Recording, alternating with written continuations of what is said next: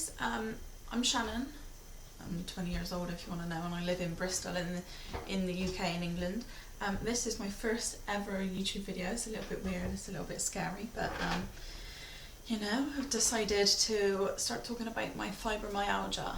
Now, I was diagnosed back last year in May last year, so it's a year this month, but I've had it for over 5 years. It's a long time, and I was only in secondary school. I was about 14 or 15, so it was really, really hard to get. I couldn't get up in the mornings. I couldn't carry my bag when I was walking around school. I'd forget all my books. I could have a conversation with a teacher, and 5 minutes later forget what they say. And I didn't know why. I couldn't get up, I couldn't do anything, and nobody knew why. It was hard, it was so hard. So I went to the doctors, I kept getting told, it's growing pains, it's just your age, that's why you've got backache, that's why you're so tired, get some more sleep. No, it was not that, and I knew that something was wrong, I just didn't know what. But I carried on like that for a good couple of years at least, and then I couldn't get out of bed one day, and this happened over the course of a month. I was stuck in bed, I couldn't get up, I stopped washing my hair. I know that is gross, really gross, but I had swollen eyes, I had swollen throat, I literally couldn't move, I couldn't do anything for myself, I couldn't sit up out of bed at all. Now, for a 17, 18-year-old, that was hard, and that hit home really bad. Really, really bad, and that's when my parents knew that something was seriously wrong with me. It wasn't just growing pains like the doctors keep saying, and take some paracetamol, it will go away. Well, it didn't. It didn't, quite obviously. So they sent me to a physiotherapist, and they gave me some gentle exercises, and I was told that it was hypermobility. Now, for those of you that don't know what that is, it is basically really stretchy joints. Like for those of you that can put your thumb nearly down to your wrist, that's what it is. Hypermobile, extra stretchy joints. So I was diagnosed with that. Thought, okay, great, I've got something going on now, that's fine, I can deal with that, I know what it is now, I can deal with it, I can do my exercises, everything will be fine, everything will be dandy. So I went on like that for about a year, and then the same thing happened again. I couldn't get out of bed, I couldn't move, I didn't want to eat, I didn't wash my hair for weeks, I had no energy at all. I didn't even have the energy to eat or drink or do anything, literally.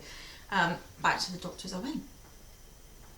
And when I was at the doctors that time, I was persistent, I was really persistent. I knew that something was wrong, but really wrong. I didn't know what, and I didn't know why, but I knew it was bad. So after a lot of persuasion to the doctors, because I don't know what it is, but whenever you seem to go to the doctors, they just want to fob you off with tablets, paracetamol, ibuprofen, take this for a month and you'll be fine, come back if not. I was going to the doctors about 2 times a week, which is quite a lot really. They started to know my name.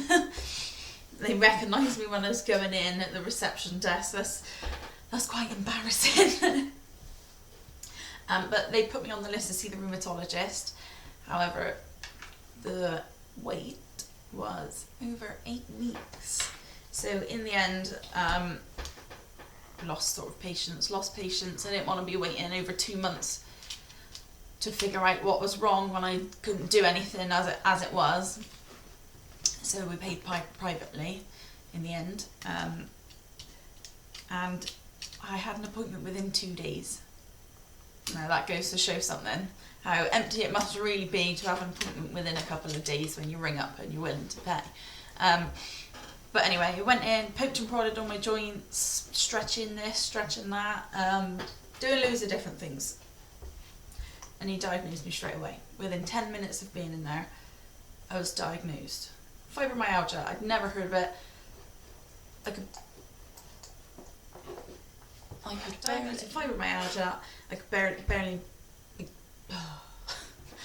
barely pronounce it, let alone even know what it was. And since then I found that hardly anybody especially here in the UK, it's not very well known. I know in places like America, there's over 10 million people diagnosed with it. It's a lot less than that in England. Obviously, we're so much smaller, but hardly anybody knows what it is. I was even going to the hospital for hydrotherapy, and when I was going in, explaining what I had, hardly any of them even knew. I mean, you're working in hospital, and I'm still sort of explaining myself to them. And it was the same at the doctor's if I went to see a different doctor. I mean, once I went in, and he actually typed it in on Google. He said, right, what I'll do is I'll print you off some leaflets. And I was like, no, I'm here to talk about my medication. I don't need any more leaflets. I've had leaflets. I got all the books under the sun about it.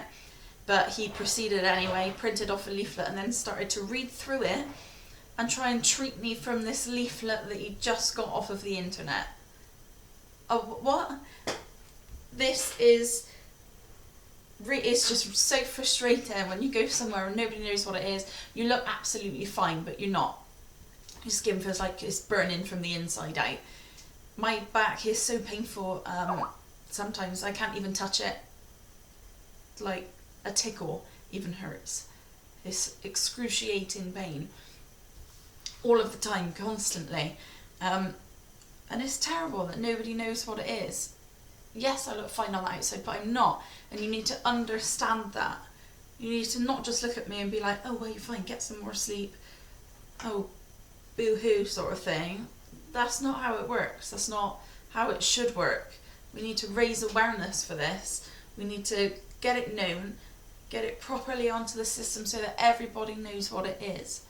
Everybody should know what it is. And for all those undiagnosed people that are lying about with all these symptoms and they just don't know what it is, I've gone to the wrong doctors like I initially did, where they kept telling me it was growing pains, you'll be fine, just try and get some more sleep.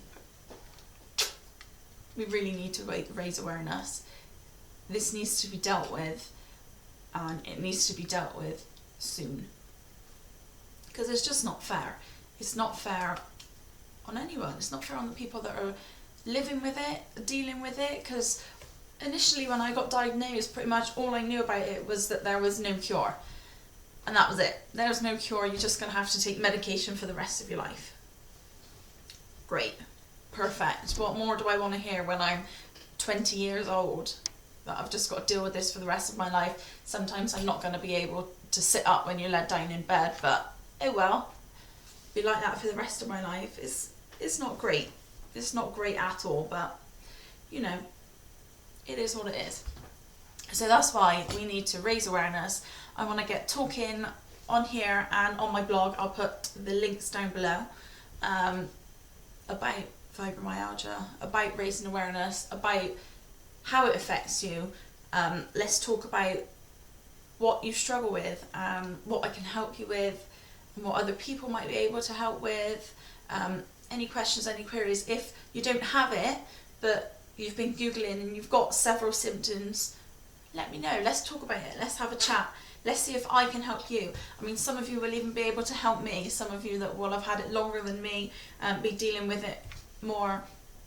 Let's talk about medication, what works for you, what doesn't work for others. Let's share what we know. Let's really get this thing out there, and let's help everybody that needs the help, and everybody that might need the help but just doesn't know about it. But yeah, if you guys could check out my blog down below. I will be posting another video later this week probably. I'll also put my Twitter and Facebook down there, so you guys can add me, message me, contact me, and my email address for you guys to send me letters, emails, whatever you want to do. Yeah, cool. First YouTube video ever done.